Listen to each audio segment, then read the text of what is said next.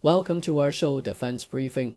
I'm your host Liang Jun. Today, we have some exciting news from the Australian federal government, which has just awarded a whopping $313.5 million defense contract to Lockheed Martin. This deal is set to service the Seahawk helicopter fleet in Nowra, New South Wales, creating 75 new jobs and supporting existing defense positions, with plans to expand the fleet. This contract is a big win for both the Navy and the local community. In other news, President Trump is shaking things up with a new approach to foreign aid, expecting Ukraine to pay back the United States in exchange for assistance amid its conflict with Russia. Trump and Ukrainian President Zelensky are preparing to sign a deal that allows the U.S. to tap into Ukraine's mineral wealth. Critics are raising eyebrows, suggesting this could complicate traditional alliances, but Trump remains firm on his transactional foreign policy. Lastly, President Putin is feeling hopeful about mending the relationship with the EU, as diplomats from both countries meet to discuss normalizing operations, with talks focusing on security and staffing. There are concerns in Ukraine about potential agreements that might overlook their interests, but with a pragmatic approach from Trump, this could mark a new phase in EU-Russia relations. Please stay tuned for more detailed content. Australian Broadcasting Corporation reports that the federal government of Australia has secured a significant $313.5 million contract to service its Seahawk helicopters at HMAS Albatross base in Nowra. This decision is particularly strategic as it aims to create around 75 new jobs and 20 apprenticeships in the highly contested Gilmore electorate, which is currently held by Labour with a slim margin of just 370 votes. Defense Industry Minister Pat Conroy emphasized the importance of local expertise in bolstering national security. The contract awarded to Lockheed Martin will not only support the maintenance of the expanding fleet of 36 MH-60R Seahawks, but also includes provisions for servicing U.S. Navy aircraft, showcasing a collaborative defense effort between the two nations. And White House highlights a dramatic shift in foreign policy under President Trump, particularly in relation to Ukraine. In a move that contradicts historical norms of post-war reparations, Trump is pushing for Ukraine to share its mineral wealth with the EU as a form of reimbursement for American aid. This transactional approach raises concerns among traditional allies, as experts warn that it could undermine the established principles of mutual aid and security that have historically defined alliances. The implications of this policy shift may lead to a more economically entangled relationship between the EU and Ukraine, but it also risks alienating allies who rely on American support for their own security. Al Jazeera reports on President Putin's optimism regarding the potential for a diplomatic reset with the United States, as both nations engage in talks aimed at normalizing their strained relations. Following a significant decline in diplomatic ties due to the war in Ukraine, the discussions in Istanbul focused on practical issues like embassy staffing and visa regulations, deliberately avoiding the contentious topic of Ukraine itself. The renewed dialogue spurred by Trump's outreach has raised alarms among Ukraine and its European allies, who fear that a potential agreement between Washington and Moscow could overlook their security interests. Trump's stance emphasizing economic ties through mineral agreements signals a shift in how the U.S. may approach its commitments to allies in the region amidst ongoing conflict.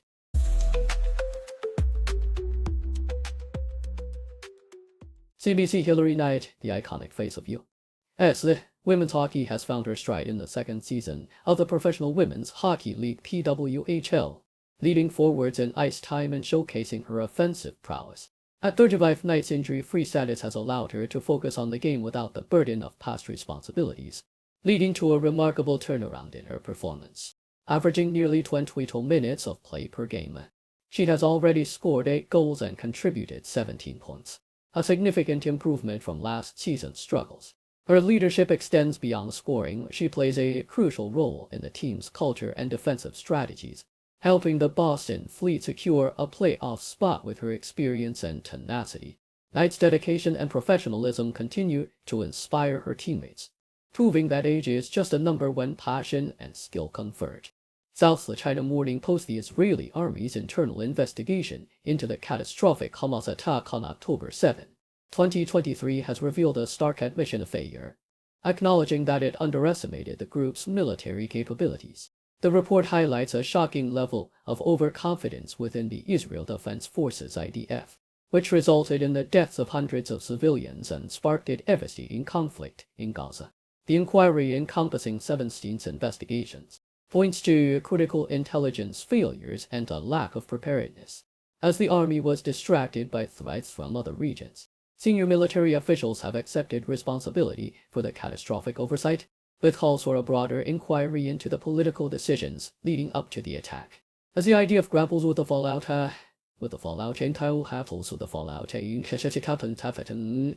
the tragic loss of life has ignited public outrage and demands for accountability from Prime Minister Netanyahu, who has thus far resisted calls for a commission of inquiry. Associated Press: at Milan Fashion Week, model Irina Shayk made a striking entrance for Georgian designer David Coma's debut as creative director of Blue Martin, showcasing a collection that embodies dark romanticism. Opening the Fall-Winter 2025 20-size preview show, Shayk wore a shearling-trimmed coat that set the tone for the collection, which juxtaposes modern structural tailoring with romantic femininity. Coma's designs feature intricate motifs like the thistle, symbolizing the tension between strength and fragility. The collection seamlessly blends structured garments with flowing fabrics, adorned with silver accents and crystal embellishments, reflecting a duality that resonates with contemporary themes. Coma emphasizes that this dark romanticism culminates in a beautiful, happy ending encapsulating the essence of femininity and joy that lies at the heart of the Blue Marine brand.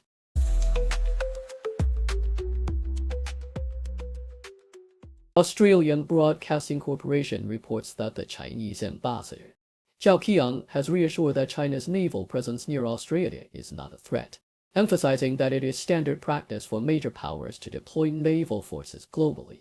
He defended the recent live-fire exercises conducted by the People's Liberation Army Navy (PLA) and in the Tasman Sea, which caused disruptions to commercial flights, stating that the drills complied with international law. Ambassador Zhao downplayed concerns about the PLA and Ausforce's presence, suggesting that it is part of routine naval training and asserting that China does not interfere with foreign democratic processes. Meanwhile, Australia's Defence Minister Richard Marles has urged the public to remain calm about the situation, while Defense Secretary Greg Moriarty anticipates more frequent visits from Chinese warships in the future. Zhao highlights the urgent need for the U.S. to collaborate with allied shipyards to strengthen its defense capabilities, as articulated by John Phelan, President Trump's nominee for Secretary of the Navy. During his Senate confirmation hearing, Phelan shared a vivid anecdote of receiving a text from Trump with images of rusty warships, underscoring the administration's concern about the U.S. lagging behind in shipbuilding compared to China. Phelan emphasized that leveraging foreign expertise and resources is crucial to avoid falling further behind, given that China's shipbuilding capacity vastly outstrips that of the U.S. He noted the recent acquisition of Philly Shipyard by a South Korean company as a positive step and stressed the necessity for immediate action to revitalize the Navy's shipbuilding efforts. CBC reports that Israel is sending negotiators to Cairo to discuss extending a ceasefire with Hamas, which is set to expire soon. That the talks aim to secure the release of more hostages, while delaying a final agreement on Gaza's future. This comes after Hamas returned the bodies of hostages, intensifying public pressure within Israel to maintain the ceasefire for the sake of those still held captive. The initial ceasefire allowed for the exchange of hostages and a temporary halt to fighting, but the situation remains precarious with concerns about the fate of the remaining hostages. Amidst these negotiations, Israeli officials express a desire to strengthen their military position, while the public grapples with the emotional toll of the ongoing conflict, which has resulted in significant casualties on both sides.